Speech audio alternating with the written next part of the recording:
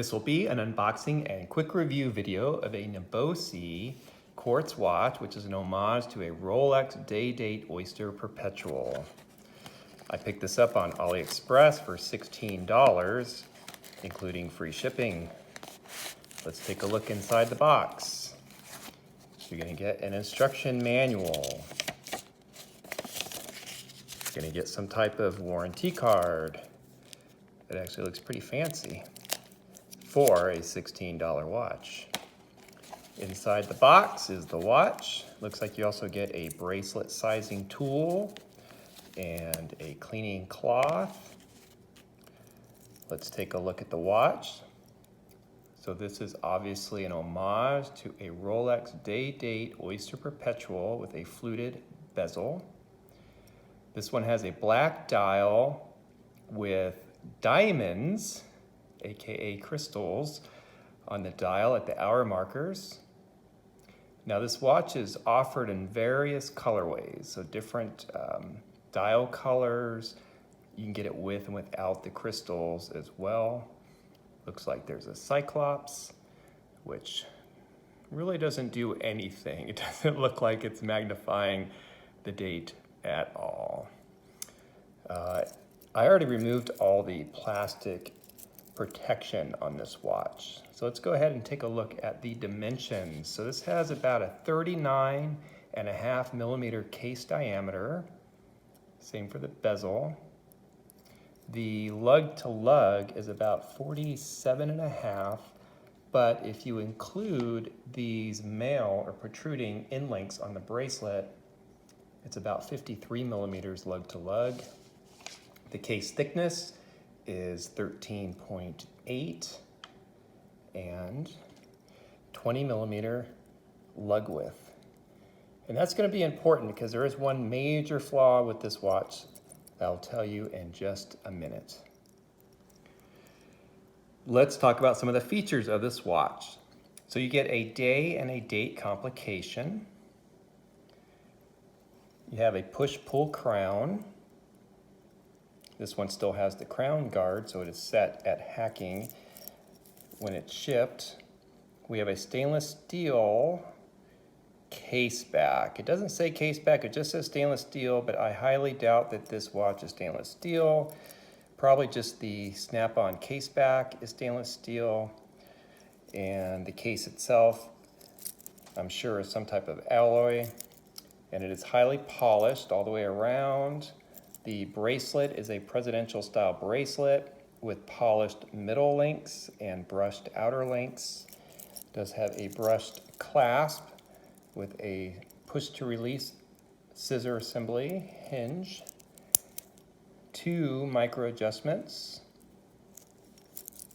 and push pins to size the bracelet.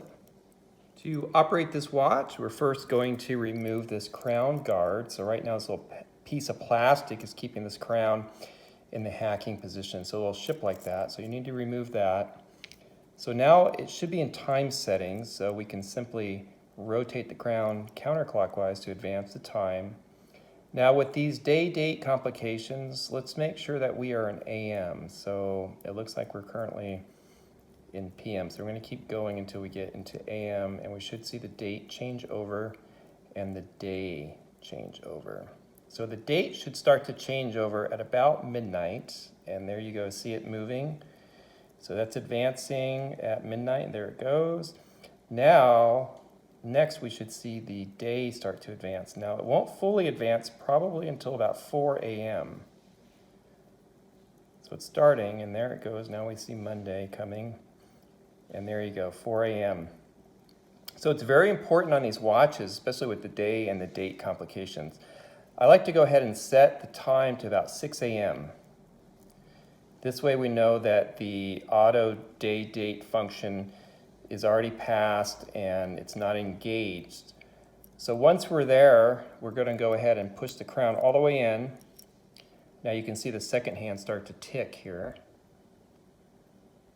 Now to set the day and the date, we're going to pull the crown to the very first position. There we go. And we're going to rotate the crown counterclockwise, and that should advance the date. there you go, 23, 24, 25, 26. So you're going to set that to whatever date you're at. Now to advance the day, we're going to go clockwise. And as we do that, you should see that switch to Tuesday, Wednesday, Thursday. So once we have the day and the date set, we're going to go ahead and pull the crown one more time all the way up to time setting, and that should hack the movement. So the second hand is stopped, and now we can go ahead and adjust our time.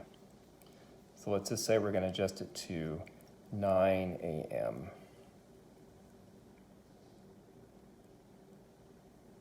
And we're going to push the crown back in all the way. And there you go. Now we set our watch to the 26th of Thursday, 9 a.m. So I believe this watch uses a Sunan SL30 Quartz movement, which is a copy of a Miyota 2350 day date Quartz movement. So if for some reason this Sunan turned out to be not keeping accurate time or ends up failing, you should be able to replace it with a Miyota 2350. Now, whether it's worth the cost to do that, that's for you to decide on such an inexpensive watch, but it's nice to know that you could upgrade it to a little higher quality Japanese quartz movement if needed. So what is the major flaw with this watch? Well, it's the bracelet. Now, unfortunately, this bracelet only offers 4 removable links, which I've already removed.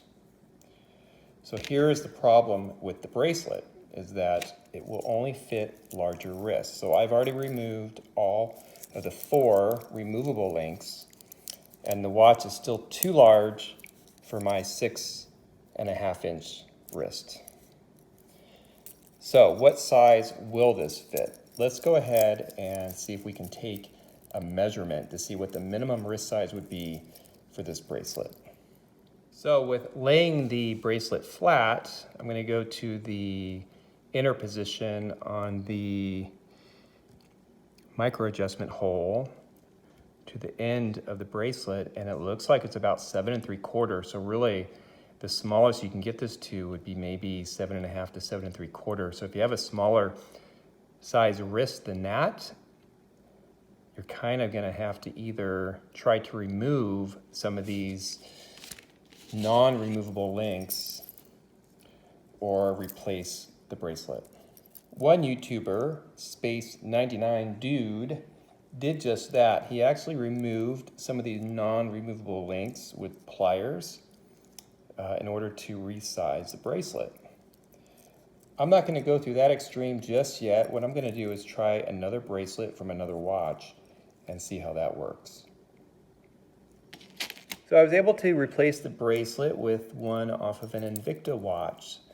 So when doing so, you just have to make sure you're using something with hollow end links. So I did first try to place this Addie's Dive strap or bracelet on the watch, but this has solid end links and it just wouldn't fit because this has this little extra ridge right there that is designed to sit into the case.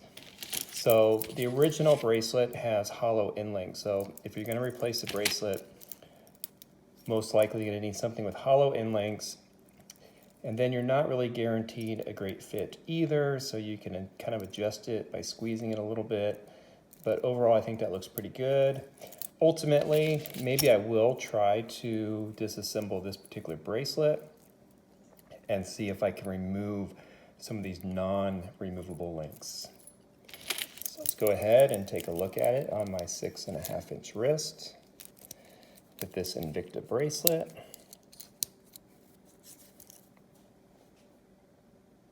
So overall, I think that looks pretty good. So for $16, you know, you really can't go wrong with this watch. The only issue is the bracelet. So if you have a smaller wrist like me, that's gonna be a problem and you're gonna have to figure out a solution. All right, if you have any questions, please leave them down below, and thank you for watching.